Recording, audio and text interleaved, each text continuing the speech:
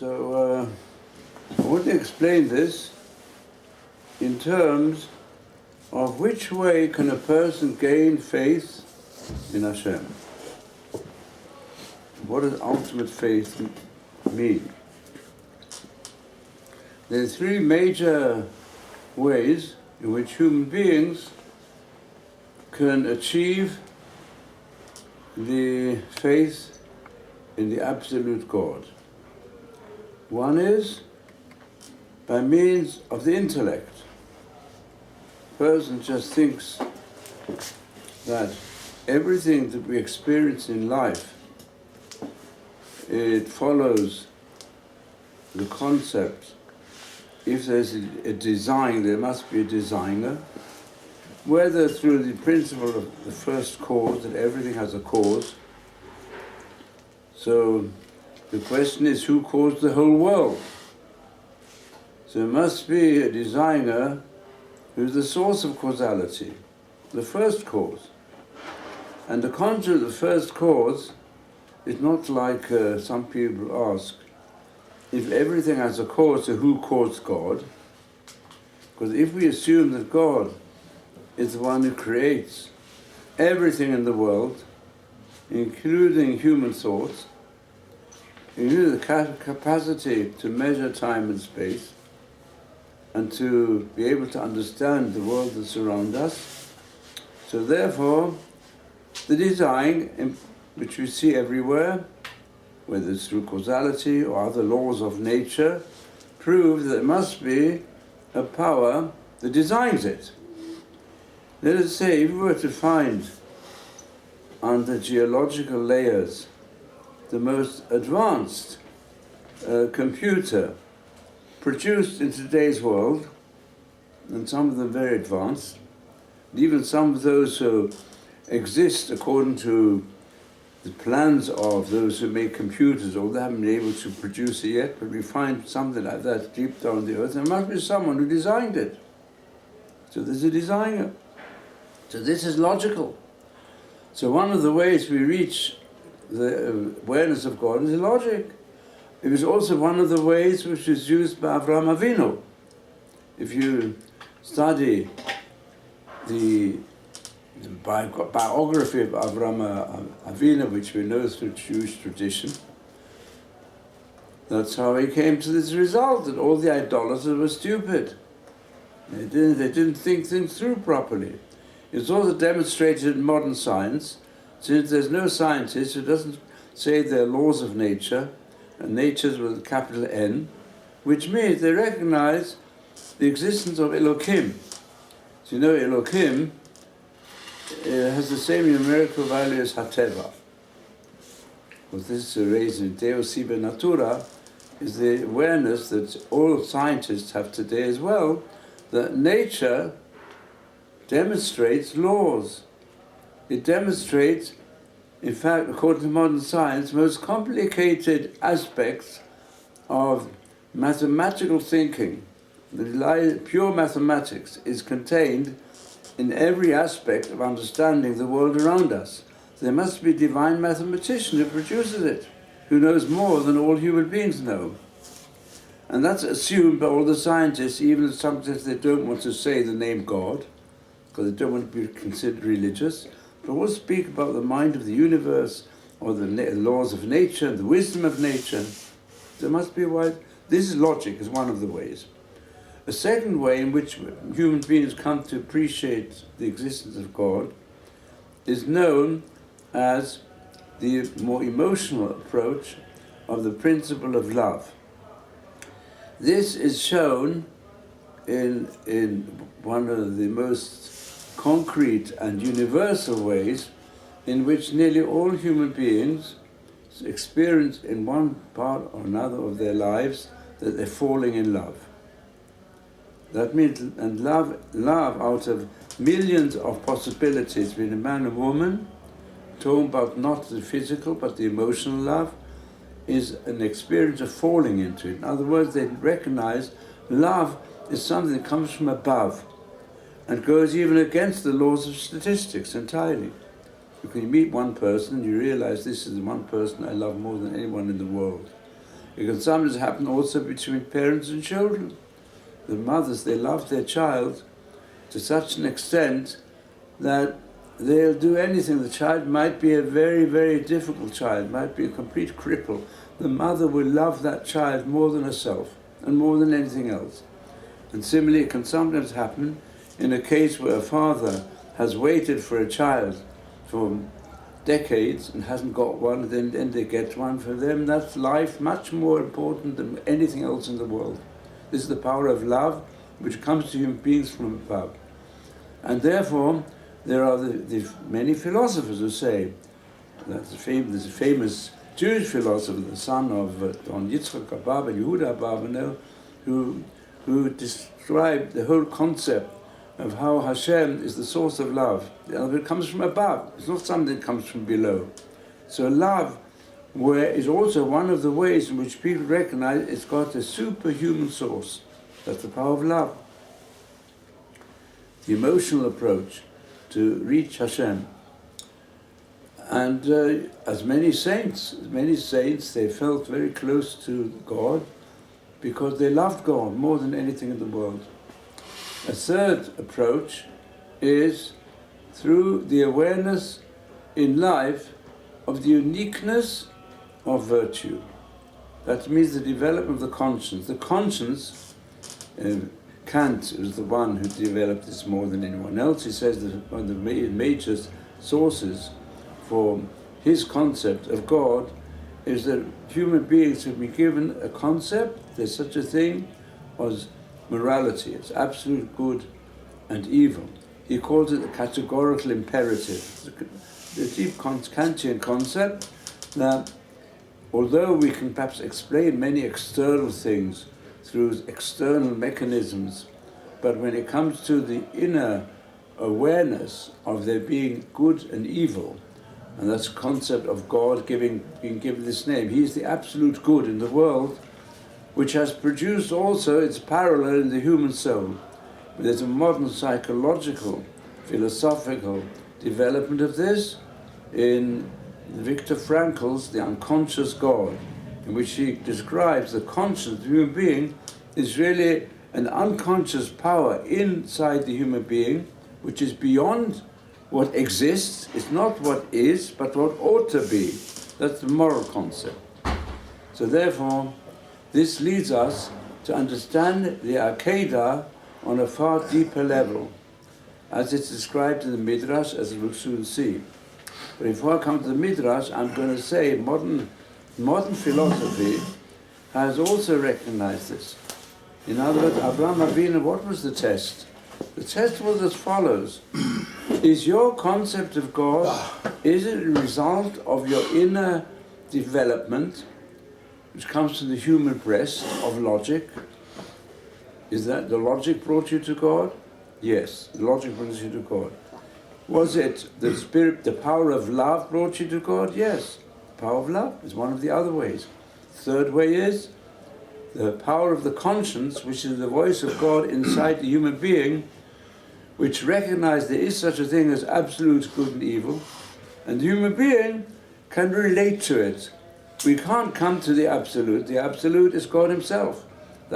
We only create the image of God, and therefore we can, as much as possible, walk in the ways of God, and we come to an awareness of him. For example, as today, in this concept of the awareness of the human conscience is the unconscious God inside the human being. And all these are paths to lead you to God.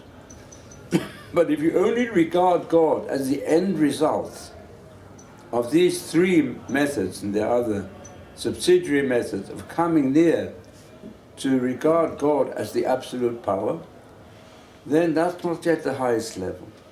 The highest level is when you recognize that God is above all these, beyond all these. There's a God beyond logic, a God beyond the power of love, a God beyond the difference between good and evil, on the absolute level. And to recognize that he's really absolute, you've got to be willing, as Avraham had to be willing, to give up all these three. Avraham Avinu, who'd come to God through logic, and now God was telling him, go and give up all logic. all human logic. Because the human logic, this commandment, is completely anti-logical. Because God has promised Yitzchak is going to change the world. He is your seed, from whom the whole world is going to go and become a world that recognizes the rulership of the absolute God. And now I'm asking him to destroy this. To destroy Yitzchak. You bring him as an offering. To reduce him to ashes. In other words, you've got to recognize that God is the one whom you worship, not the result of your logic. Same also, there's no one you love as much as Yitzchak. Asher ahavta. Why?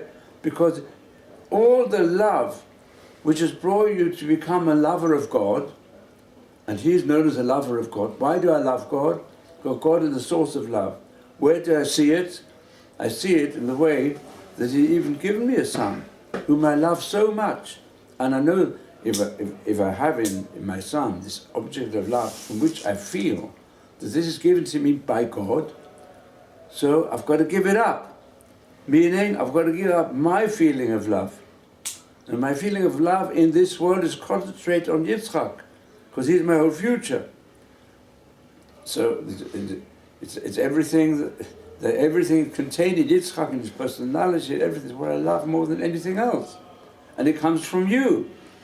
But if I only regard you because I have this power of love, as the result of my power of love, I have not yet come to the root of it all. Because I've got to show that I love you much more than any human love, by giving it up. Because that's how you show what you love most.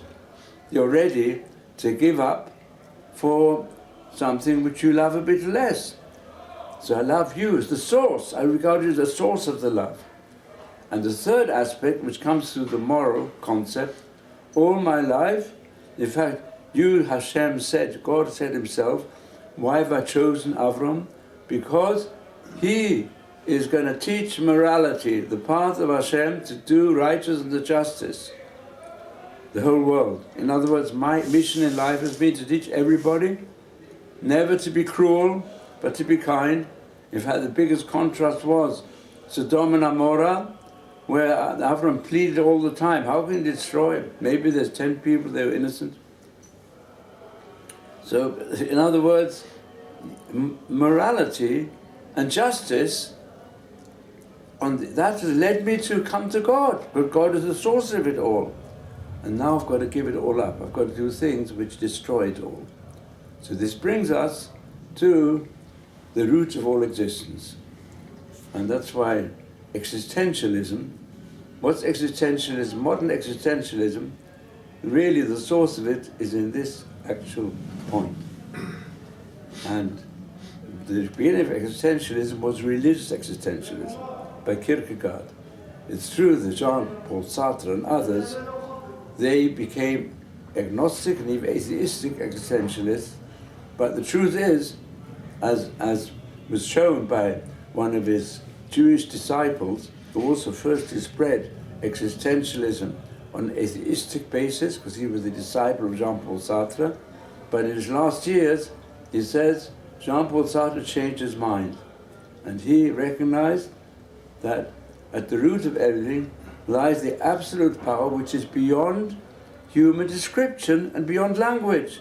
So going back to Kierkegaard, and Kierkegaard is the founder of modern existentialism. What's existentialism mean?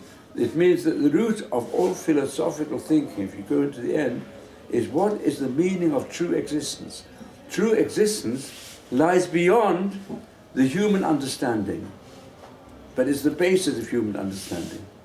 So therefore, it's very fascinating that in modern times, Kierkegaard, in his most famous work, known as Fear and Trembling, he bases the religious existentialism, which also produced the atheistic one for a time as a temporary measure.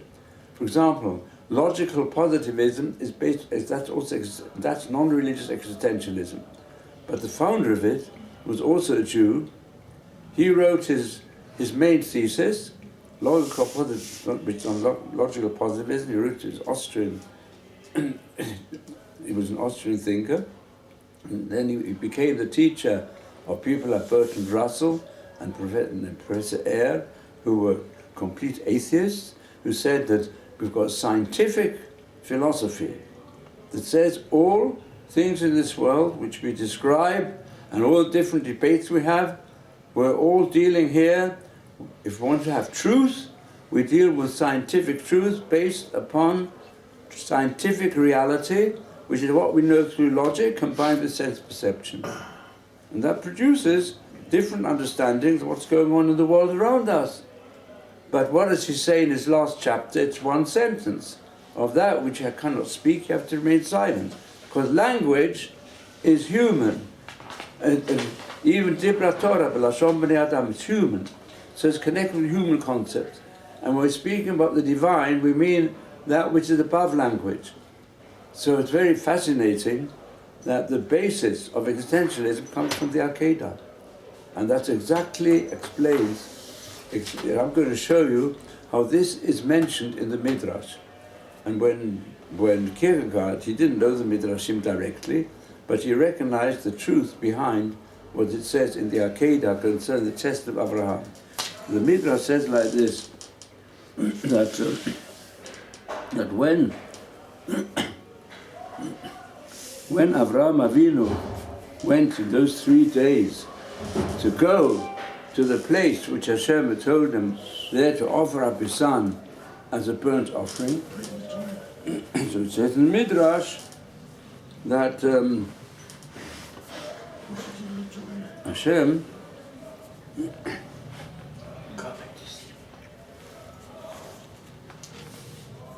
when he was going, it said the Satan came to Avraham Avinu whilst he was on his journey. We are not told much it seems to be they were pretty silent, Avraham and Yitzchak, on the 3 days journey to reach the destination. The Satan came to him and said to him, Saba, you old man, have you lost your mind? The son which was given to you after 100 years, you're going to slaughter him? So Avraham said, yes, I am to. I'm not king. She said to him, if God tests you in this manner, will you be able to fulfill such a test? He said, yes, and even more so. Tomorrow, he will say to you, he himself will say to you, what do you think you're doing? You've lost your mind. You are a murderer. Because you went and killed your own son. So you're going to do that? You're ready to do that? He said, yes. So since he didn't help with Avram, the Satan came to Yitzchak. And he said to him, you, son of sorrow, your father's going to slaughter you. What about your mother? You haven't got compassion on your mother?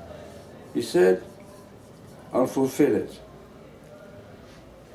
So Satan says to him, well, the fantastic manner in which your mother brought you up, and all the time she dedicated everything. So what's going to happen now? Yishmael, he'll become the inheritor. If you're going to be killed, so everything will go to Ishmael. And that will bring great, so what a pain will that bring to your mother? The mother, she wanted Ishmael not to be part of the inheritance, and now by letting yourself be killed, you are the cause that he'll become the inheritor. He'll inherit everything. This doesn't, you don't have that feeling in your mind. He said, I'll still go. So what's the Satan? So he said, Hu Satan, Hu Yetzara Malach HaMavet. The Satan is just the personification of the evil inclination. In other words, Avraham Avinu was put to the test. And we can only understand this, like the Rambam says. What is the greatness of the Akedah? What does it demonstrate to us? It demonstrates to us also that a true prophet hears a prophecy. There's nothing that can stop him from fulfilling it, understanding it's his duty to fulfill it, against everything the human being knows. The voice of God, the absolute God, when it comes to man, is greater than anything else in the world. Because this is an instance where what Avram was asked to do went against everything human on the highest level. And he was asked to do it in order to emphasize that his mission is to accept God as the absolute, above everything else. So this is really the basis for fear and trembling. So you read through Kierkegaard, it's not such a long treatise, it's a philosophical treatise based upon understanding of the arcade of this midrash, which has produced in our time existential philosophy. Now I want to go a bit deeper. With this we can also understand the following. If you look carefully at this passage, which is the name of God that is chosen to describe the commandment of God? Which name? The commandment of God, you should slaughter his son. Look through the passage, all the verses. What's the name? Which God? Which God's name is chosen? Go on. The name Elohim. Elohim beside Avraham. And then, when he was about to slaughter his son, when he took the fire, to be able to burn him up, he took the knife, and they went together. And even he said, Elohim, he will show what the warning will be, Beni, my son.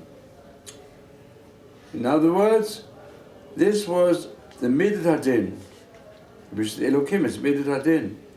But then when Avraham, in verse 10, he took in his hand the machelet, the knife.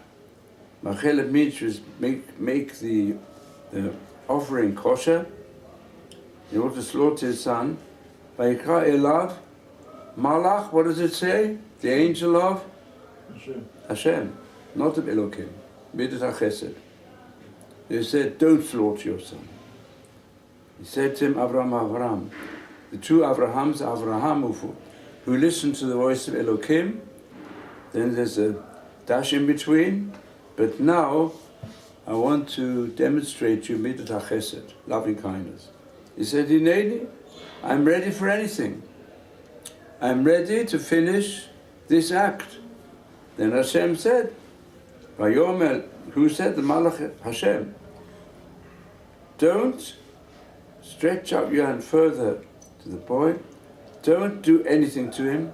Because now we know you're Elohim. You're not just Yirei Hashem, not just you fear Hashem because it's fantastic chesed. You also fear Hashem even if it comes to you of the Midas Hadin. You didn't withhold your son from me.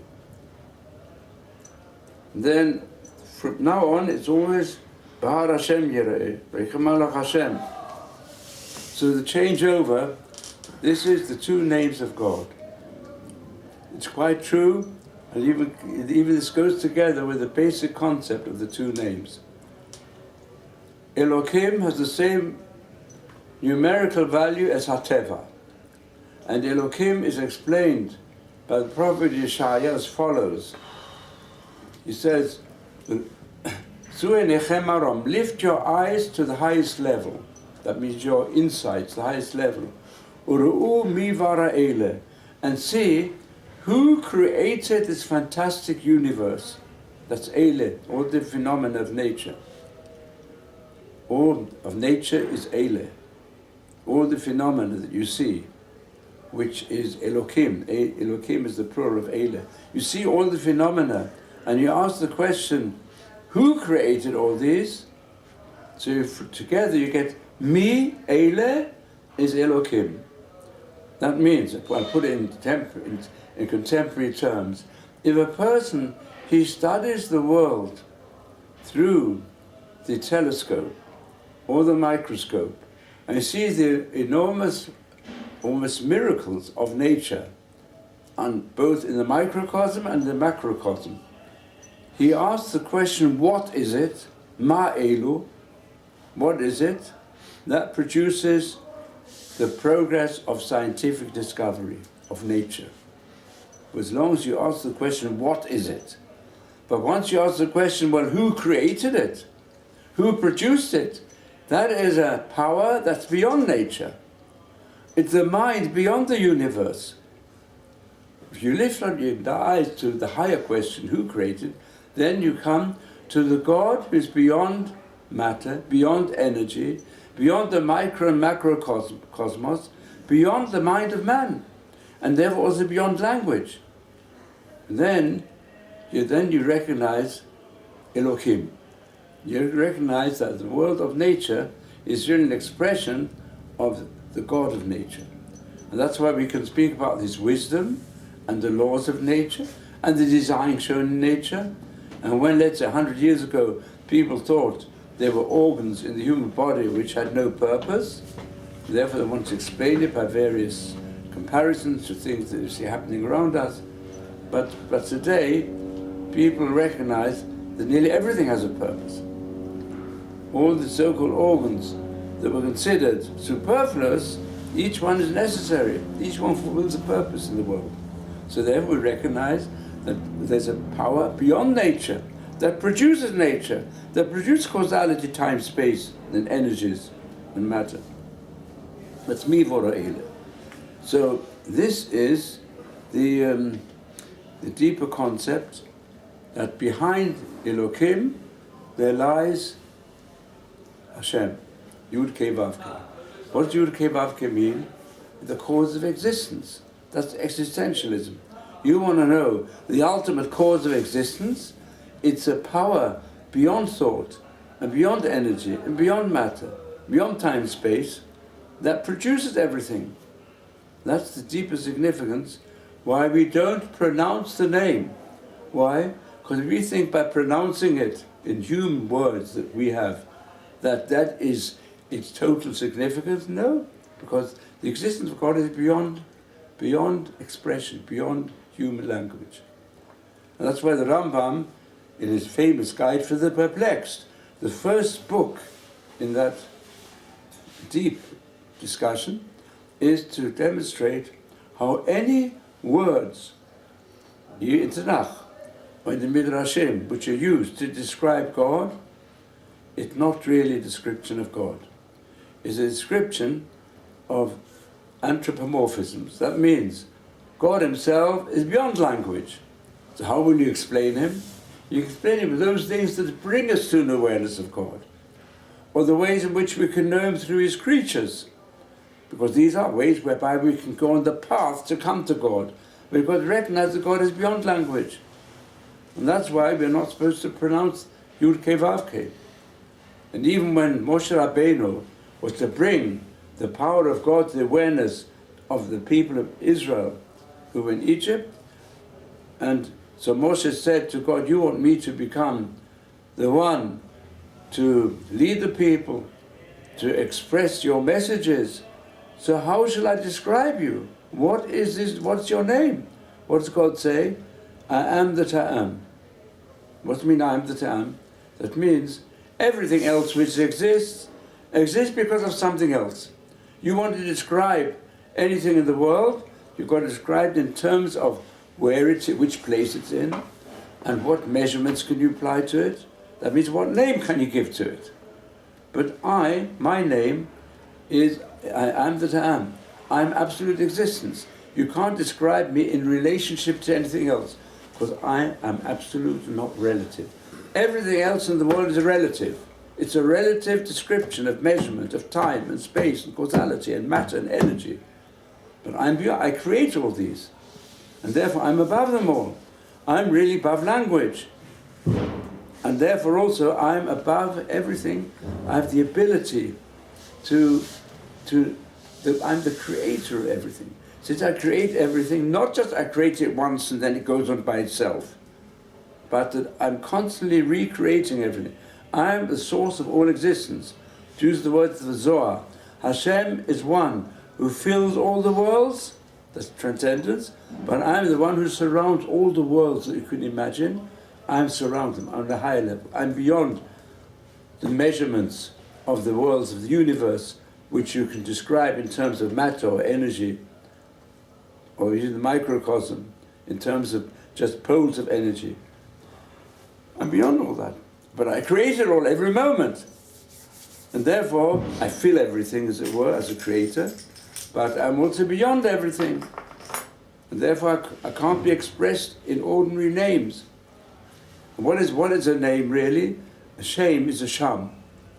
Shame and sham is the same consonants, just a different vowel. A shame is a name, sham means a place. To give all things in the world a compartment in my mind. That's giving a name. You give him a compartment. Hashem is not a compartment. Hashem is Shemei HaShamayim. He's beyond the heavens of heavens. He's beyond space, beyond time. So this is the deep concept also of the difference between the Shem Elokim. The Shem Havaya says, I'm the one who's the giver. I'm not just a passive power that I mean, in other words, that I exist and wants to create a whole world, and the world goes on by itself. No, I'm the constant giver. There's a I'll give another philosophical aspect to this. I don't know if all of you have heard Cartesian philosophy, Descartes. Descartes is one who's a great thinker in terms of even the basis of all philosophical thinking. So he said like this: people might even go to the extent that how do we really know this world which we experience is just a dream? In a dream also we regard the things in the dream as a reality. When we wake up, we reckon that the dream is just an illusion, not a reality. So how do we know to differentiate? Maybe we're dreaming all the time. Maybe it's not a reality. And that has produced the philosophical school known as solipsisms. Solipsisms say there's nothing real in the world. It's all meaningless. It's to some extent a very pessimistic view. Nothing has any meaning. We just think. There's no reality, no right and wrong. There's only thinking makes it so. So it applies also to everything else. No such thing as the physical world around us. It's just a dream, not a reality. And perhaps when we're dead, we'll wake up and recognize it was nothing at all. It wasn't a reality. It was something quite different. So Descartes said, the fact that I doubt the reality of the world, so I doubt something. I'm a skeptic, complete skeptic. Havel havalim. It's all meaningless. Cogito ergo sum. This is a famous phrase. The fact that I'm thinking in a very, I would say, extreme logical. So many thinkers, and you say so, think they're pretty logical, by saying that life might be just a dream. Who says it's anything real? It's just a figment of the imagination. It's an illusion. So, but I do think about it. I must admit, I do think about this. The fact that I think means that I exist. That means the ego exists. If the ego wouldn't, because I'm the one who's doubting, therefore I exist. And on that basis, you can't build up a full awareness. If I exist, well, I've got a way of thinking. My way of thinking is that everything in the world around me is based on causality and measurements of time and space. And therefore, from that conclusion, the world around me must exist. So, if I exist and the world around does exist, then I'll start using my faculty of thinking, and I come to the conclusion there's a design in the world. If there's a design in the world, there must be a designer. So he builds up his philosophy on cogito ergo sum, and as a result, I come to the conclusion that God also exists, and also the nature exists. On this basis, there was also a Jewish previously who was a bit of a Gnostic, called Franz Rosenzweig, who built up a whole philosophy of Judaism on, to some extent, on Cartesian thoughts. And this, of course, the Star of Redemption says the three poles are God, man, and the universe. These are three poles of reality, and we connect these three poles through the concept of creation and revelation, of this Star of Redemption. Rav Hirsch, in his deep analysis of the Hebrew language, he said that we as Jews, we adopt this principle not of cogito ergo sum, which means I'm thinking, but cogitor ergo sum. Why do I exist? Because I'm expression of the thought of God. In other words, we accept the absolute existence of God. That you've come to the level of the Akedah of recognizing not I'm coming to God through logic and through thought, but I accept God as the source of logic. Cogito, because God thinks about me, that's why I exist. Because that's why we say Haya. Haya is connected with Haga, with deep thought. Haga, because the Gimel and the Yud have a phonetic connection. So Higayon is deeper thought. Used to Higayon is used for logic. But Higayon in the Tanakh means deep meditation, including logic also. Includes logic, Hegyon Libi, but not just logic, it also includes intuition, intuitive thinking, not just logical thinking. So it's emotional thinking. So it says, why do I have the power of, why do I exist? How do I not exist? Because God, I'm a product of the thought of God. Not only come to God through my thinking, but my thinking itself is a product of God. It comes from Him. That's cogito ergo sum. And that's it. You know, if a person concentrates on this, I'll say this, it happens to people I know, that frequently in life, especially when it comes to falling in love, that certainly applies to all human beings, but also in the procedure of thinking. A person's got severe problems, maybe even intellectual problems, or practical problems. And then if he concentrates very much and says to Hashem, please help me, he'll sometimes find that the solution falls into his mind from above. That same feeling that people get when they fall in love, also it falls from above. It doesn't come from me. It falls from above, the two people meet, and both of them say, oh, this has come from above, like happened with Yaakov Avinu. With Yitzchak, it was different type of shidduch. But with Yaakov, that was his situation, that the love came to him from above, to both sides. When that happens, you feel that this is not from me. It's a power from above. If a person's he wants to find a solution, he works on it, it's difficult, then you find, if he turns his mind to Hashem, sometimes the solution drops down inside. And there are people that happen frequently. Let's say in Shema Kolenu, where you're supposed to introduce your own private tefillot, and you've got the advantage. It could happen in Hibodot as well, but the main Hibodot is if you're in a tzipor, where there's an atmosphere around you of concentration, thinking about the true Shivit Hashem Lenekti Tamid, you have that, then Hashem puts the answer into your mind from above. So this is the existentialism. So, do you have a question on this? Yes, sir. Yes. So there are some people that claim that, as the Rosh Yeshiva said, there's some people that claim that there's really no meaning in life because it could be potentially a dream. So if that is the case, if someone were to just bring life to an atheist in the most simple terms, how would the Rosh Yeshiva describe it? Is life created for selfishness? Is it created for the other? Is it created to be a servant? Is it created to be a king and have servants? Well, what is it? How would somebody describe this to an atheist?